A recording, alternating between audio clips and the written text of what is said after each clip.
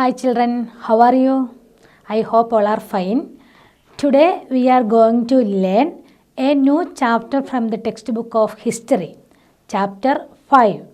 The name of the chapter is Kingdoms, Kings and an Early Republic. Kingdoms, Kings and an Early Republic. Kingdoms. A country, state or territory ruled by a king or queen is known as kingdoms. So what is meant by a kingdom? A country, state or territory ruled by a king or queen is known as kingdom. Then king, the male ruler of an independent state is known as king. The male ruler of an independent state is known as king. Then what is republic? Already you studied that. What is republic? A form of government in which a state is ruled by representatives of the citizen body is known as republic. Form of government in which a state is ruled by representatives of the citizen body. That means kingless form of government. Kingless form of government is known as republic. So kingdoms, kings and an early republic. So in this chapter we are going to learn about what is meant by Varna system and what is Janapadas, Mahajanapadas and one of the most important Mahajanapada, Magadha. So these are the things we are going to discussing in this chapter. So firstly we are going to discussing about how some men became rulers. How some men became rulers. And already you know that choosing leaders or rulers by voting is common during the last 70 years. So we know that choosing leaders or rulers by the process of election through voting, it is common in last 70 years. So we are selecting our rulers through the process of election. But do you know how did men become rulers in the past? So how did the men become rulers in the ancient time? That we are going to learn now. So ruler and another name is Raja.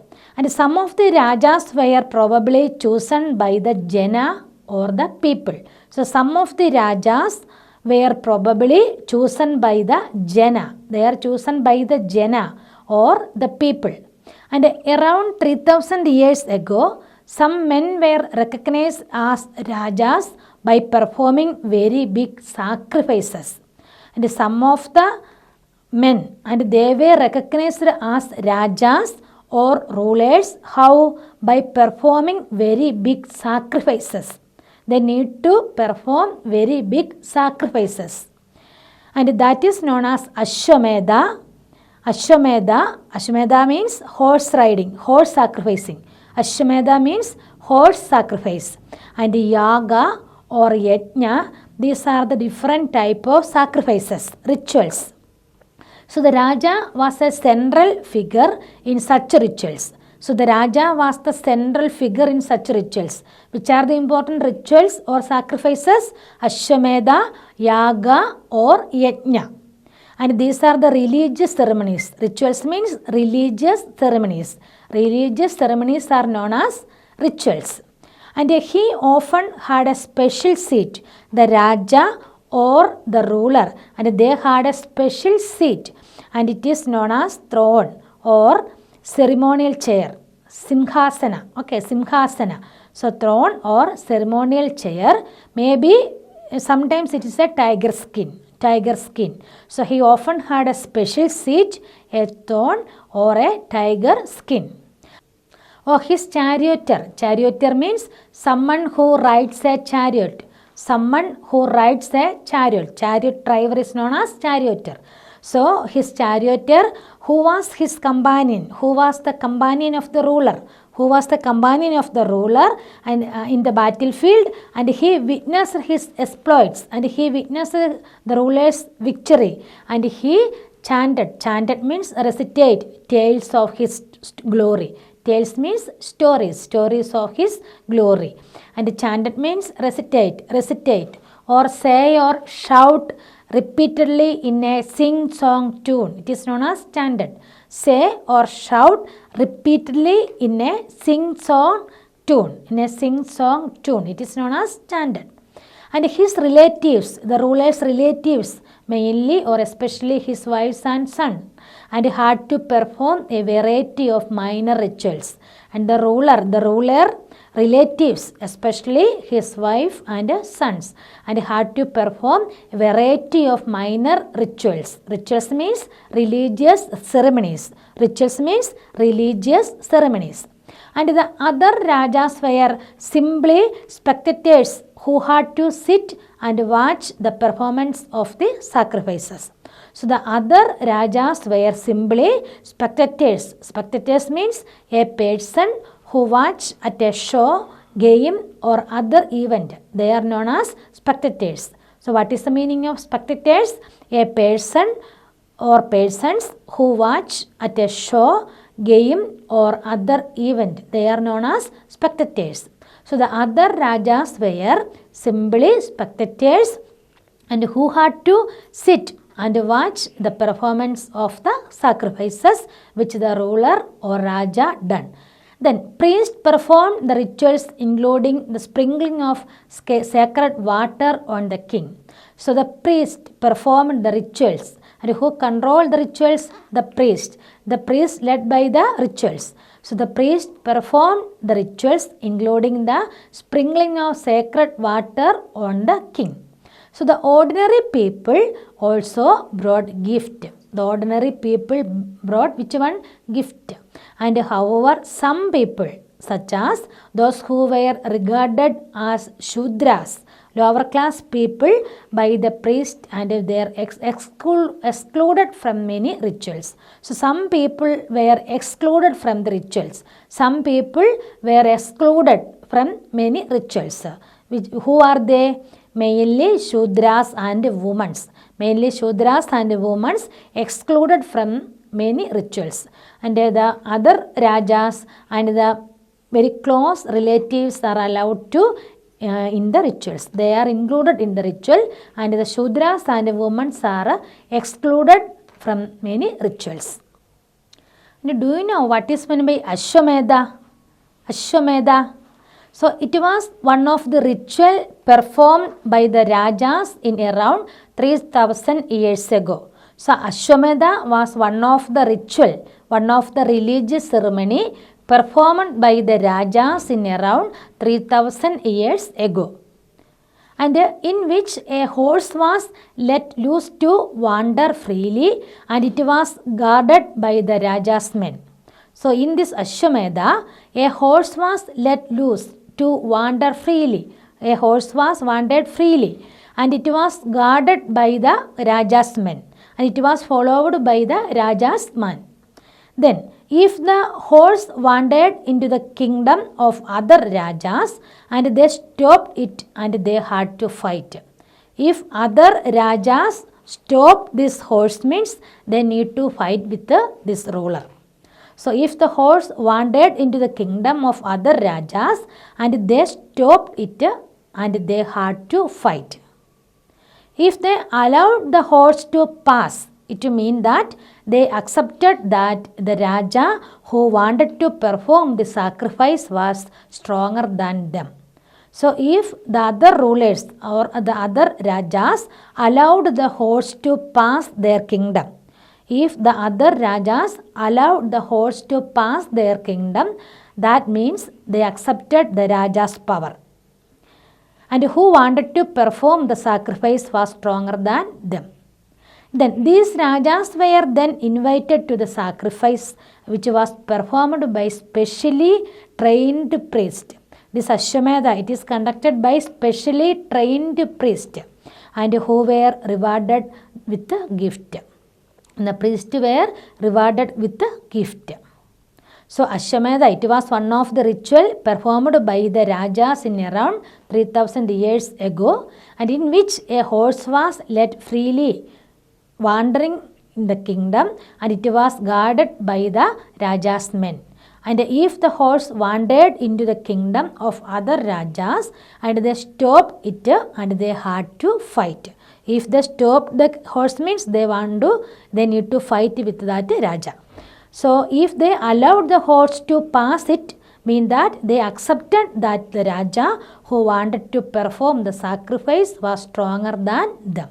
They accept the power of the other Raja. Then these Rajas were then invited to the sacrifice, which was performed by specially trained priests who were rewarded with gift. So the Raja who organized the sacrifice was recognized as being powerful, and all those who come brought gift for him. So the Raja who organized the sacrifice, the Raja who organized the Ashwamedha, and he was recognized as being powerful Raja or powerful ruler, and all those who came brought gift for him. All those who came for that sacrifice, all those who came for that ritual ceremony, and they need to bring or they need to brought gift for him, gift for that Raja. And this is known as Ashwamedha. Then how you heard about the holy books of different religions?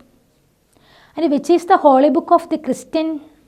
Which is the holy book of the Christians? Yes, the Bible. And which is the holy book of the Muslims? Quran. Yes, Quran. Then holy books of Hindus. Holy books of Hindus, so many are there. Ramayana, Mahabharata, Vedas, Upanishad, Puranas, so many are there. And already you know that Ramayana and Mahabharata. Then Vedas, mainly 4 Vedas are there. How many Vedas are there? 4 Vedas are there. Which are they? Rigveda, Samaveda, Yajurveda and Atharva Veda. How many Vedas are there? Mainly 4 Vedas are there. Rigveda, Samaveda, Yajurveda and Atharva Veda. And these Vedas wrote by Vyasa. And Vyasa is the compiler of the Vedas. And Upanishad, around 180 to 200 Upanishads are there, and 18 Puranas are there, and these are the important holy books of the Hindus. So many holy books are there for Hindus.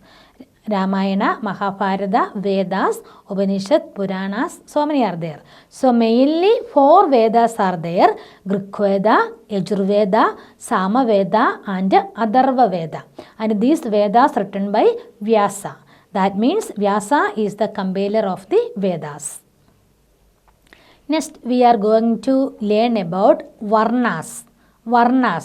Varna system in ancient India. So what is meant by Varnas? The priest divided people into 4 groups called Varnas. The priest divided the people into 4 groups and it is known as Varnas. And according to them, each Varna had a different set of functions. So according to the priest, each Varna had a different set of functions. And what are the important Varnas? Or name of these 4 Varnas are the Brahmins, the Kshatriyas, the Vaishyas and the Shudras. The Brahmins, the Brahmanas, the Kshatriyas, the Vaishyas and the Shudras are the 4 important category of Varnas.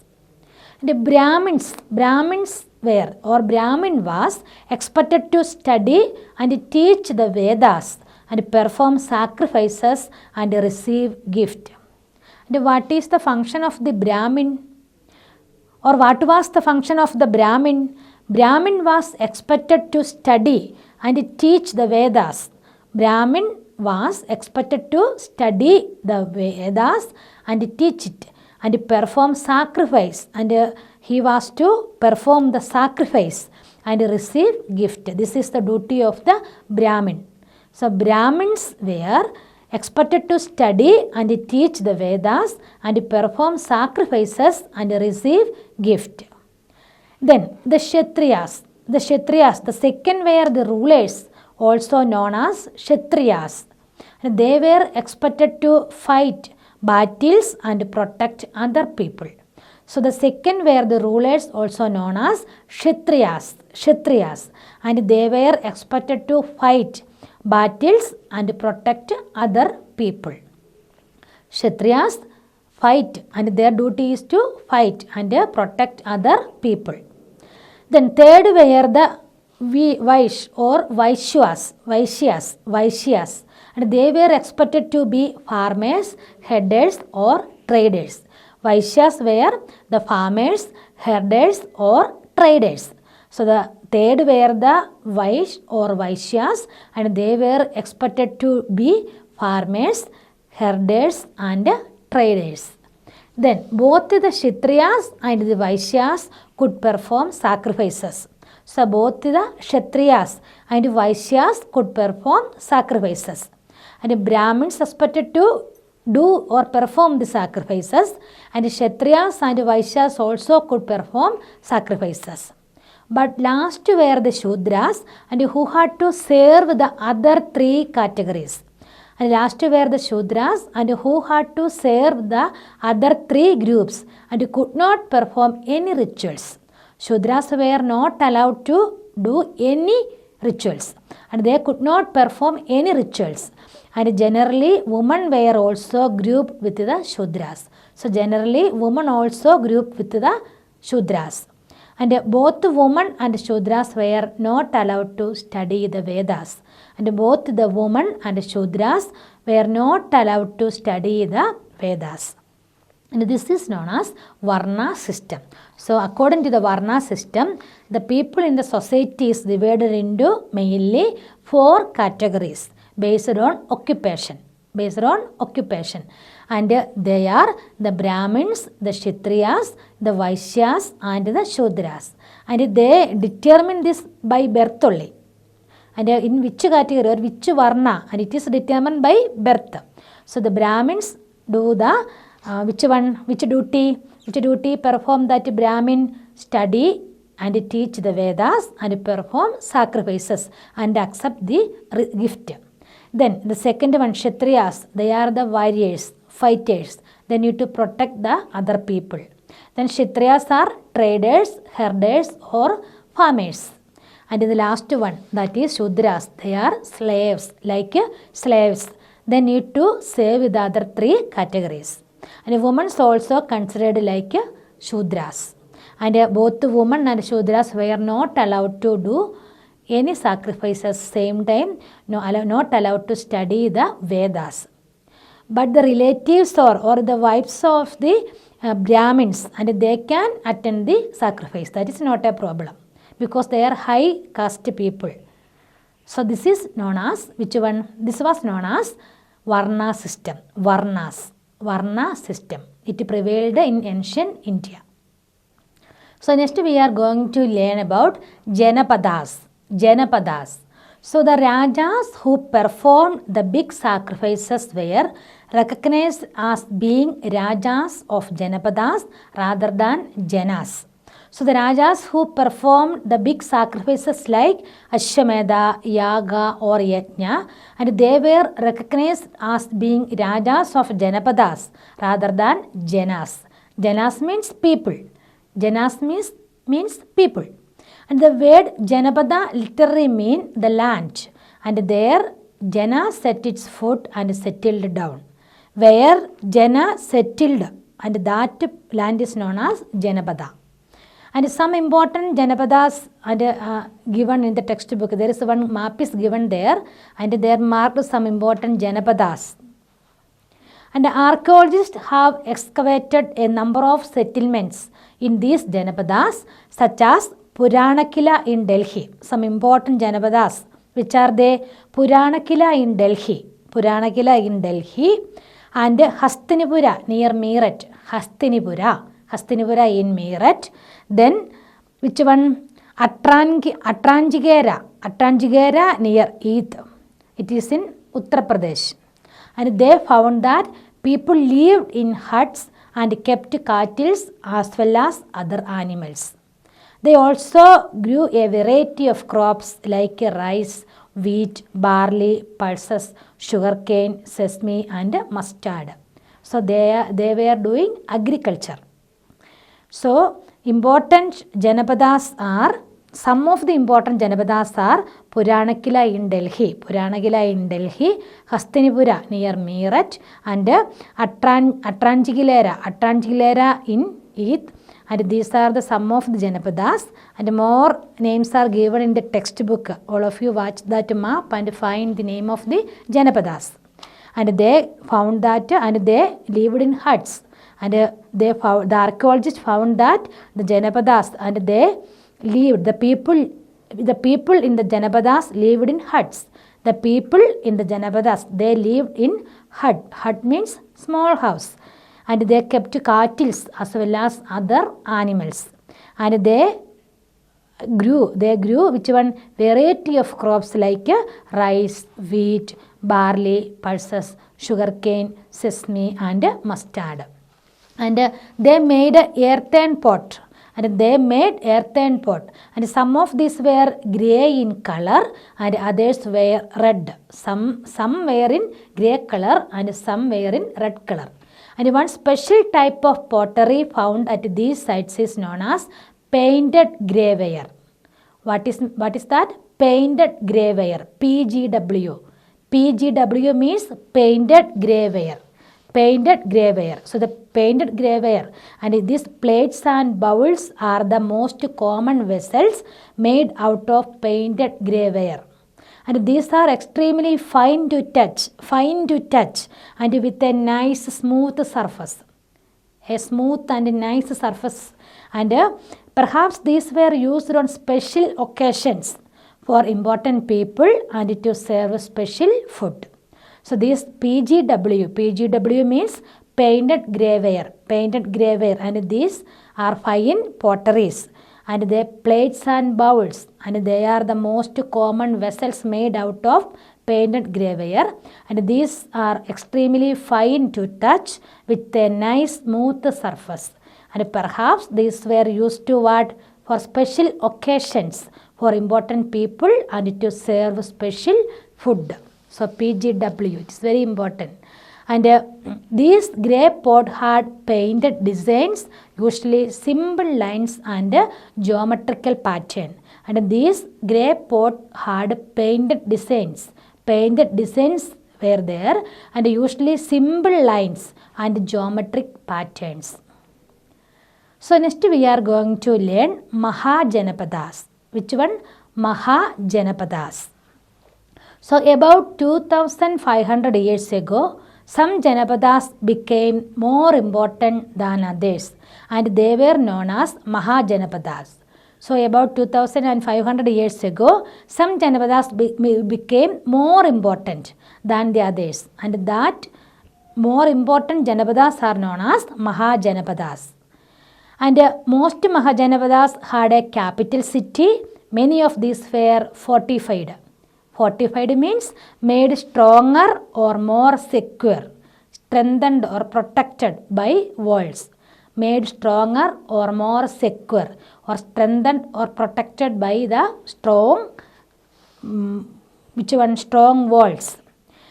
So this means that huge walls of wood, brick or stone were built around them. So this means that fortified means huge walls of wood, brick or stone were built around them. So why did the Rajas of Mahajanapadas build fort? Why did the Rajas of Mahajanapadas build fort? Fort were probably built because people were afraid of attack from other kings and needed protection. Fort were probably built because people were afraid of attack from other kings and needed protection. And the rulers or the Rajas of Mahajanapadas built that fort because to protect their capital city. They constructed fort for protect their capital city. And it is also likely that some rulers wanted to show how rich and powerful they were by building really large, tall and impressive walls around their cities. So the first aim is to protect their capital city. The Rajas of Mahajanapadas, the Rajas of Mahajanapadas or the rulers of the Mahajanapadas constructed fort for what? They constructed fort for to protect their capital city from enemies, to protect their capital city from enemies. At the same time, people were afraid of attacks from other kings and needed protection. People were afraid of attack from other kings and needed protection. And some rulers, and they constructed this fort because to show how rich and powerful they were by building really large, tall and impressive walls around their cities. And also in this way, the land and the people living inside the fortified area could be controlled more easily by the king. So the king can control their area by fortified that area. So they constructed the area by constructing the fort because it will make easy for controlling their area. To make easy for controlling their area. So building such huge walls required a great deal of planning. So building such huge walls and it required a great deal of planning. And lack of bricks or stone had to be prepared. So this in turn meant enormous labor. They need a large number of laborers and provided possibly by thousands of men, women and children. So the laborers are included, not only men, women and children also included as laborers. And resources had to be found for all of this.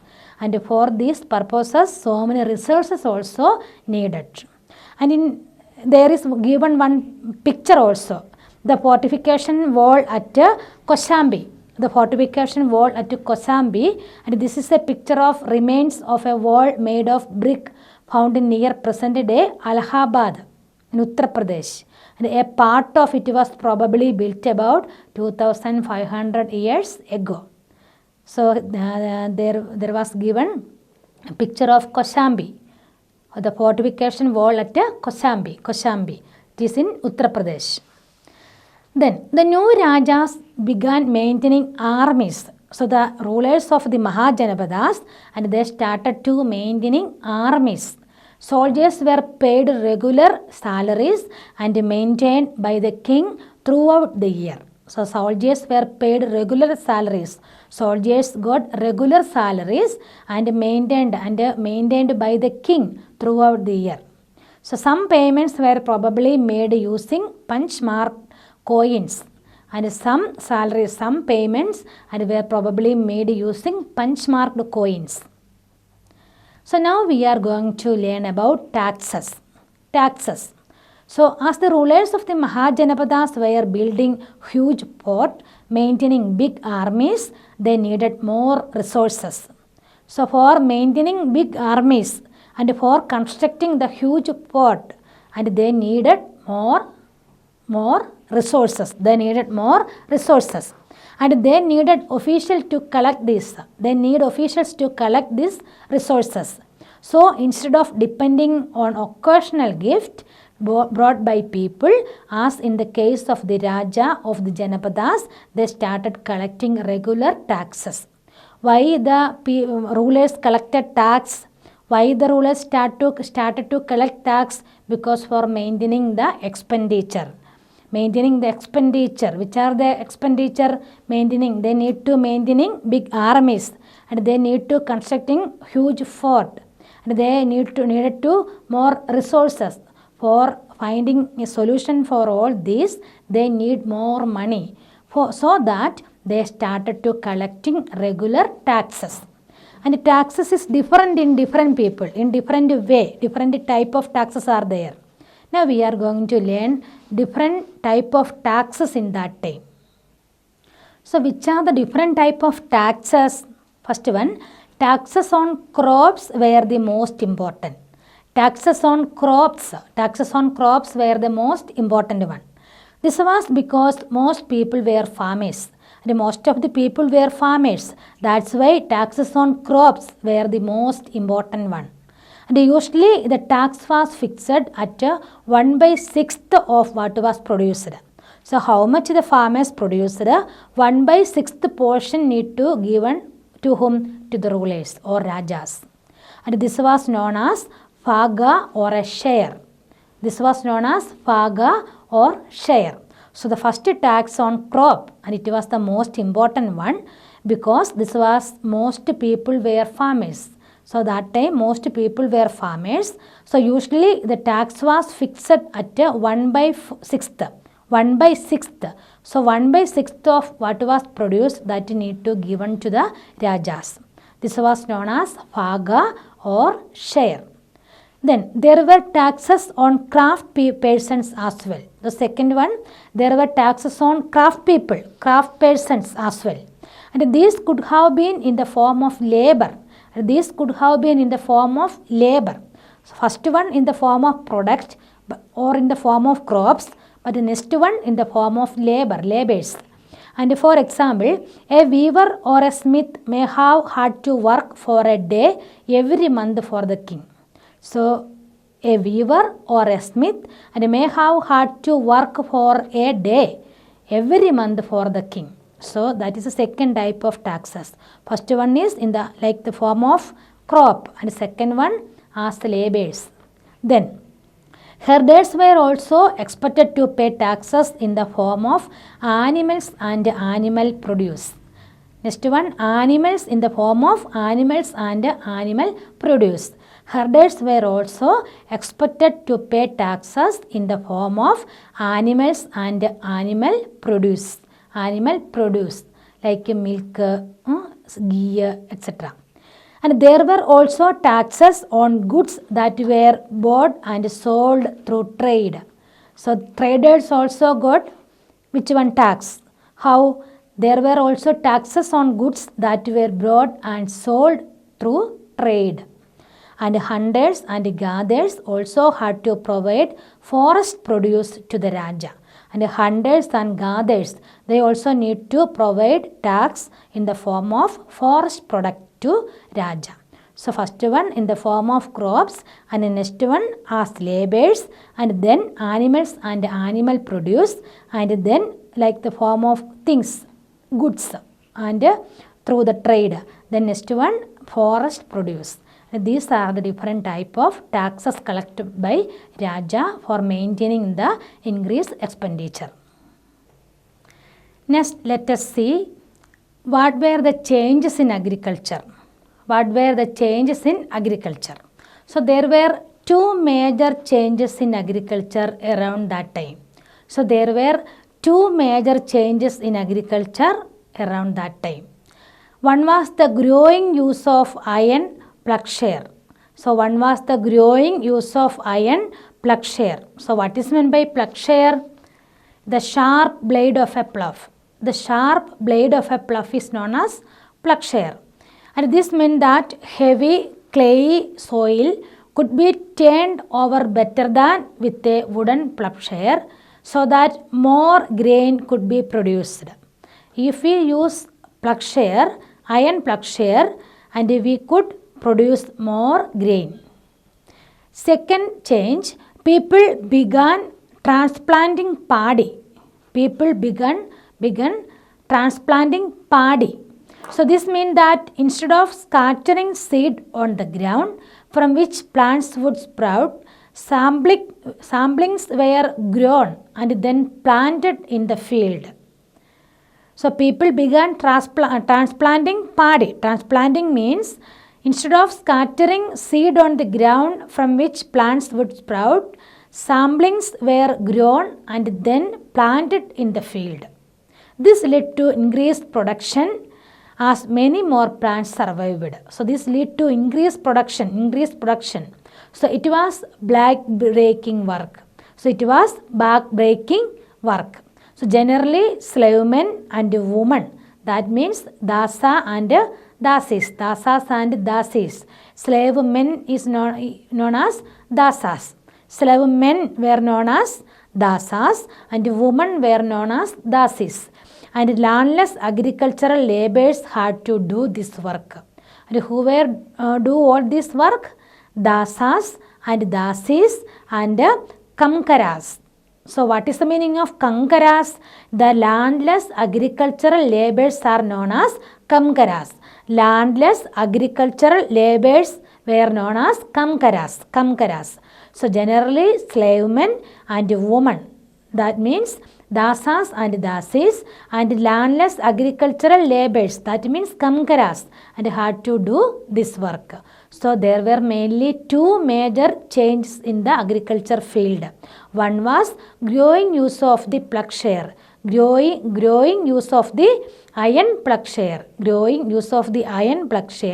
and the second one is people began transplanting paddy. And these two work that done by slave men and women and landless agricultural laborers, that means dasas and dasis and Kamkaras. Kamkaras means landless agricultural laborers. Landless agricultural laborers were known as Kamkaras. So next we are going to learn about Magadha. Magadha, the most important Mahajanapada, and that was known as Magadha. So Magadha became the most important Mahajanapada in about 200 years. So Magadha became the most important Mahajanapada in about 200 years. And many rivers such as the Ganga and the Sun flowed through Magadha. And this was important for transport, water supplies, making the land fertile, and transportation, more transportation facilities and water supplies, and making the land fertile. So parts of Magadha were forested, and parts of the Magadha were forested, and elephants which lived in the forest could be captured and trained for the army. So elephants which lived in the forest and could be captured and trained for the army.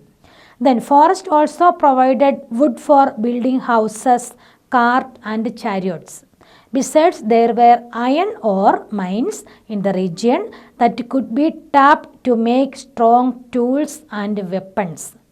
So these are the things Magadha became the most important Mahajanapada in about 200 years ago. So which are the things? Many rivers such as the Ganga, the Sun flowed through Magadha. Many rivers flowed through the Magadha, and this make that Magadha more transport facilities, more water supplies, and making that land more fertile. Same time, parts of the Magadha were forested. From this forested, there could be captured elephants and which lived in the forest and could be trained as army, and they can trained for the army. And forest also provide wood for building houses and carts and chariots. More than that, there were iron ore. Ore means naturally occurring mineral containing a valuable constituent is known as ore. And already you studied about ore and minerals and in science, ore, mineral, etc. So there were iron ores are there in Magadha, iron ore mines, and in this region so many iron ore mines are there that they could be tapped to make strong tools and weapons. That's why Magadha became the most important Mahajanapada in about 200 years. Then Magadha had two very powerful rulers. Magadha had two powerful rulers. Who were they? Bimbisara and Ajatashatru. And who used all possible means to conquer other Janapadas. So Magadha had two very powerful rulers, Bimbisara and Ajatashatru, and who used all possible means to conquer other Janapadas. And Mahapadmananda was another important ruler. Mahapadmananda was another important ruler, and he extended his control up to the northwest part of the subcontinent. The Mahapadmananda and he extended his control up to the northwest part of the subcontinent. So Rajagriha in Bihar was the capital of Magadha for several years. Rajagriha, and it is present day in Rajgir. This Rajagriha in Bihar was the capital of Magadha for several years. And later the capital was shifted to Padaliputra. And Padaliputra in present day in Patna. So the capital was shifted from where to where? From Rajagriha to Padaliputra. From Rajagriha to Padaliputra. Then more than 2300 years ago, a ruler named Alexander, who lived in Macedonia in Europe, wanted to become a world conqueror. So more than 2300 years ago, a ruler named Alexander the Great, and who lived in Macedonia in Europe, wanted to become a world conqueror. And he didn't conquer the world, but did conquer part of Egypt and West Asia, and came into the Indian subcontinent, reaching up to the bank of the river Beas. So when he wanted to march further eastwards, his soldiers refused. The Alexander's soldiers refused to going forward. Why?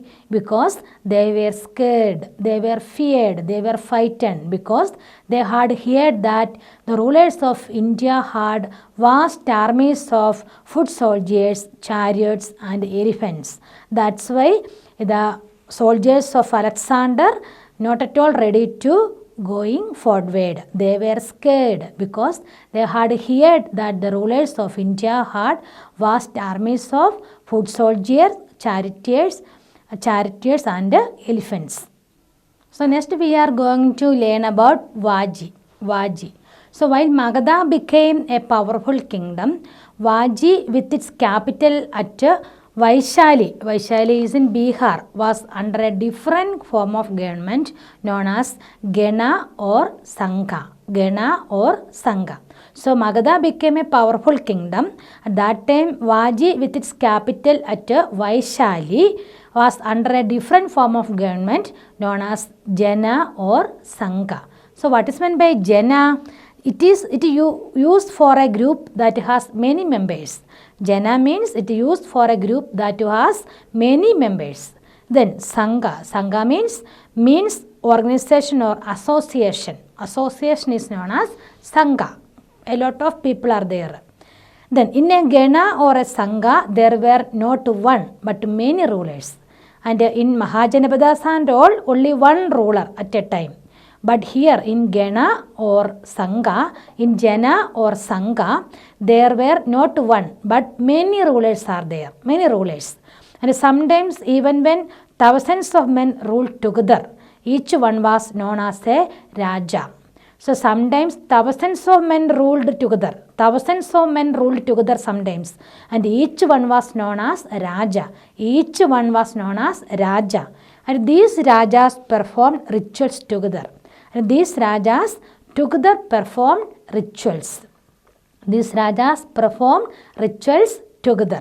Then they also met in assemblies and decided what had to be done and how, through discussion and debate.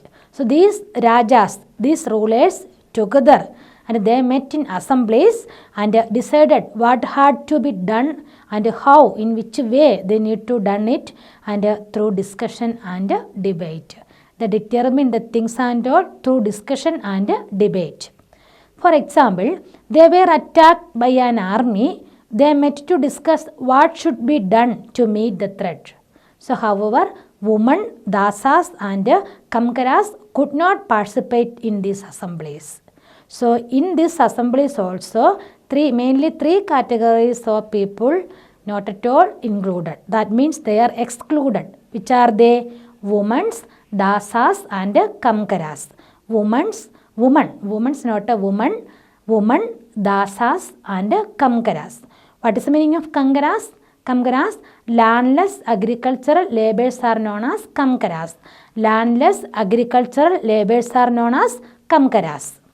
Then both the Buddha and the Mahavira belong to Genas or Sanghas. So Buddha and Mahavira, and both the Buddha and Mahavira, and they were belong to Genas or Sanghas.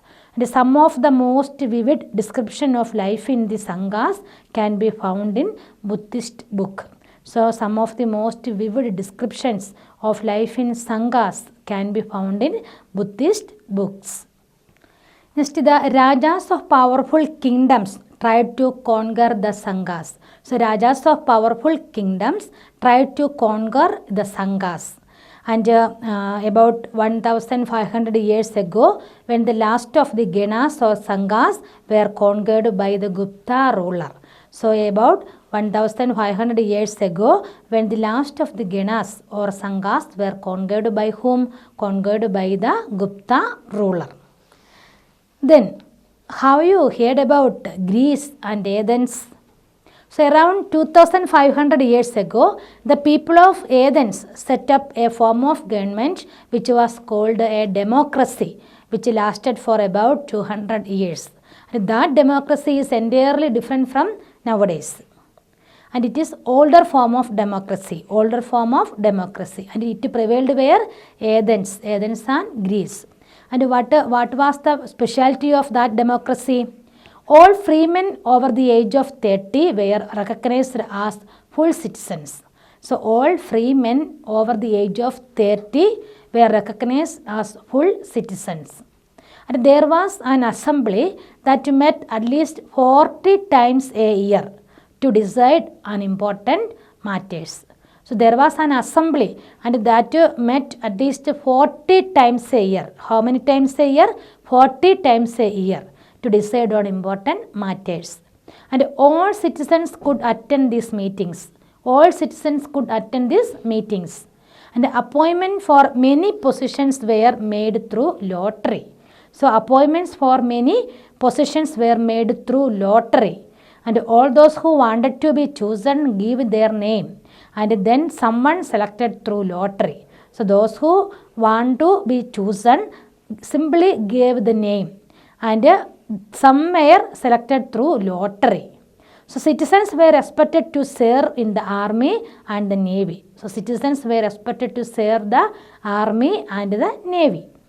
So women were not considered citizens. So at that time, women were not considered as citizens.